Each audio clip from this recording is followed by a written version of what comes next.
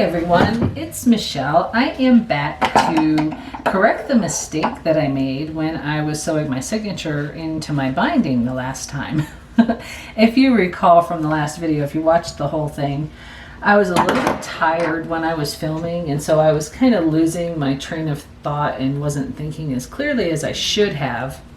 But I realized about midway through putting the signature onto the binding that I was sewing it in wrong. So I wanted to come back on today and fix what I messed up on and try to get all three of these signatures put into my binding. And so far it's not going so well. I'm really tired again today, even though I don't have to work. It is Christmas, so Merry Christmas, everyone. I do have some Christmas truffles here on my desk, and I can't wait to dig into them. Maybe I should dig into one now to get a little bit of energy, because for some reason my brain is broken again today.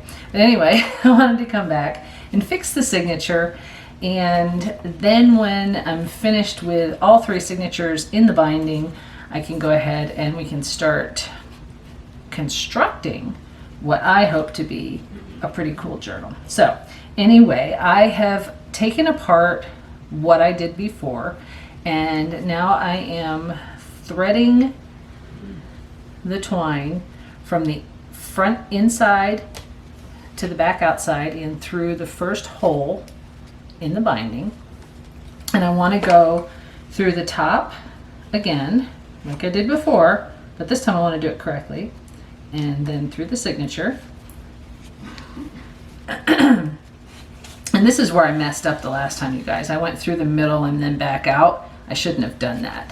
What you're supposed to do on the inside is take the string and go all the way through the bottom. Like this. See the bottom hole? Go through that. Get it in the binding. Just like that. And pull through. If I can make it work. Because you know me, I'm having some technical difficulties. And just pull it kind of tight so that way it doesn't come apart. And then go right back through the center where you were before. And it's okay if you've got this little tail thing hanging here. That's actually a really good guide. But you want to make sure everything stays good and tight. And I'm not sure what happened. There we go. And then just go right back through the center. And try to get it through that center hole. If you can see it. For some reason my eyeballs aren't working either. But I'll get it in there. I'll make it work. Maybe. I don't know why I'm having such a hard time today. I was just sitting on the couch and I thought, you know what?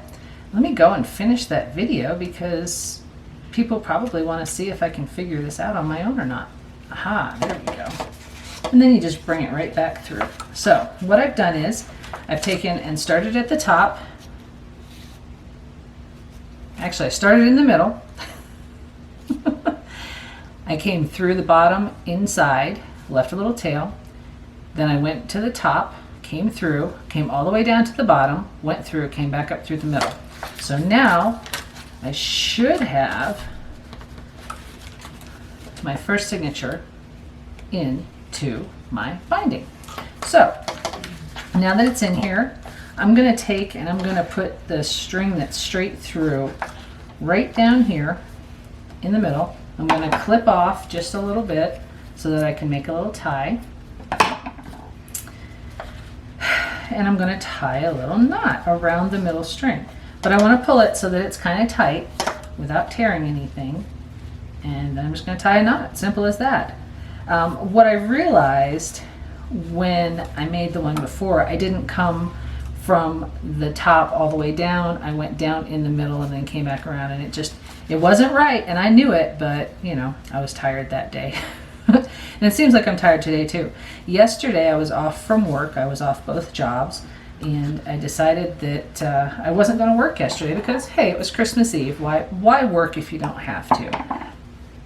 And since I have a little bit of extra on my paycheck from my day job this week, that I really didn't need to work on Christmas Eve, so I didn't.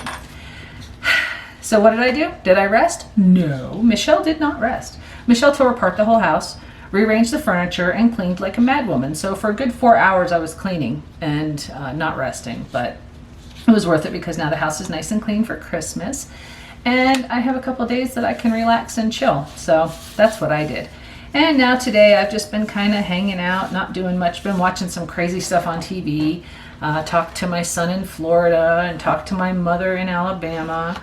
And yeah, just been putzing around the house. I did make some blueberry banana bread, which was pretty good. And I do have a ham in the oven, and we're going to make some macaroni and cheese in a while. But I wanted to come on here and at least get some of this footage filmed so that I can get it up and running. So, got the first signature in. Looks pretty good. Now let's try the second one. Let's see if I can do this. So, from the last video, you guys know that I did the signature and I sewed it and everything on this one. But there again, I didn't attach it to this, so now I've got to take this off and attach it to this one. And once I get this one in, then I will put the third one in, and this was the one that we made last time. So I actually started distressing. I bought some distress ink. I actually bought a cool kit. It's a Tim Holtz kit, and it's got 3 flavors or 3 shades of distress ink. One is walnut stain. This one is antique linen, and this one is vintage photo. So it came with all 3 of these, a cool spritzer bottle, and one of these little pummely things with 3 pads. This thing's actually pretty cool. I never had one of these before, so I thought it was neat. And it also came with 10 manila tags. And I was playing around with it to see if I liked it, and I actually made this by following the directions. This was the technique book that came with it. I got it at 50% off because Michaels, of course, Michaels had a 50% off coupon. So I figured, you know what, I need some distress ink because I've been using regular rubber stamp ink, and it just doesn't have the same effect as the distress ink. And like I said before, I've never used distress ink, so it's kind of a learning curve to get used to what the distress ink does as opposed to the rubber stamp ink.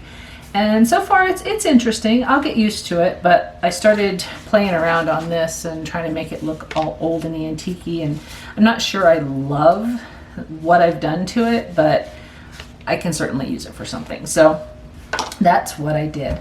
I'm going to go ahead and sew these other signatures into the binding, and then I will show you what it looks like when it's done. So come back, stay tuned. Okay, so I am back. I have all of my signatures attached to the binding, and now the next step is to attach it to the journal. I haven't quite figured out what I'm going to cover the actual cover with yet.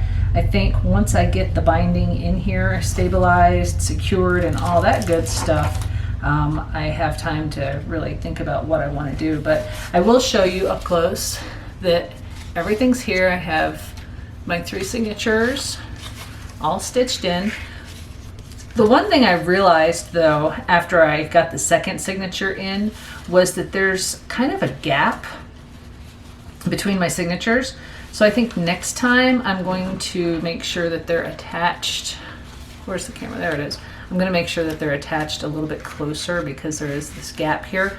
I'll figure out how to fill it, but for right now, because this is my first journal, you know, I have to work out all of the kinks and figure out, you know, my mistakes and where I went wrong and what I can do better next time. So there's another one, but it looks okay from the side, from the end. And I do have these little threads hanging out. I'm not sure if I'm going to trim those off or what I'm going to do with those just yet. I was actually watching another junk journaling YouTuber show how they cover theirs up.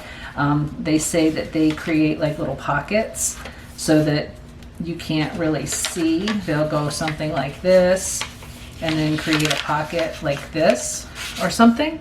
So, you know, we'll play around with it and see what happens. This is art in the making, and we're going to do this together, like I said, and see what we come up with. So for now, I am going to grab my glue. I bought this Beacon 3-in-1 glue. It's made by the same company who makes Fabri-Tac, and from what I hear, it's pretty much the same glue, just in a different package. And this is what Michaels had a few weeks back when I went, and used my 40% off coupon. So I think I paid $5 and change for this bottle when it was originally almost $8 or $9 or something like that. Michael's is not cheap, and apparently neither is this glue. I'm all about cheap. I really am. I got this at the dollar store. It's Aleene's clear gel tacky glue, and I'm sure it's good for a lot of applications, but for this one I need something that's going to have a little bit better holding power.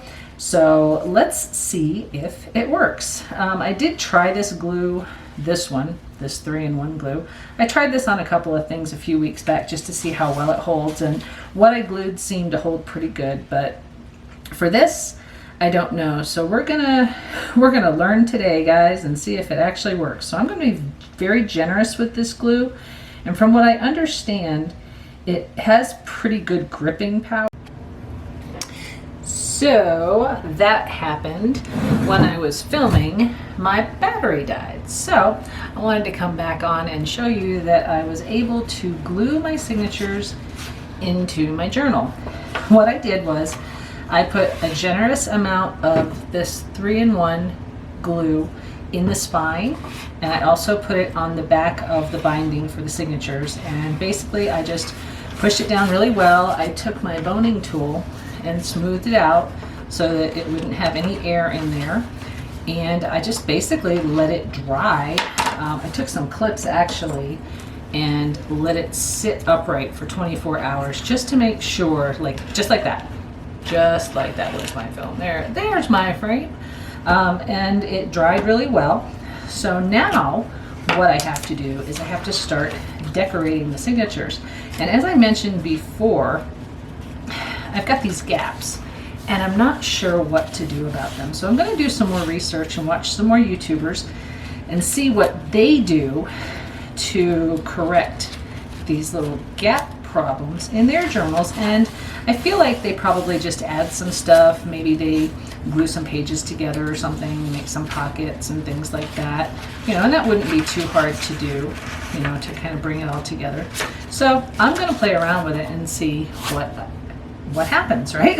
I actually did fold one of the pages to see what it would look like to cover the signature threads and make a pocket, and I may end up gluing that down and just making a little pocket here.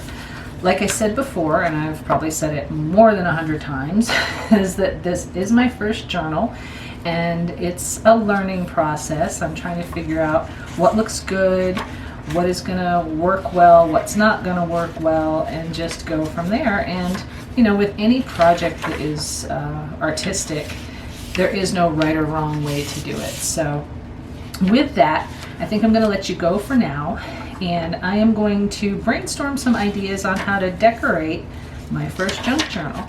In the meantime, though, I will work on the covers, the inside covers and the outside cover.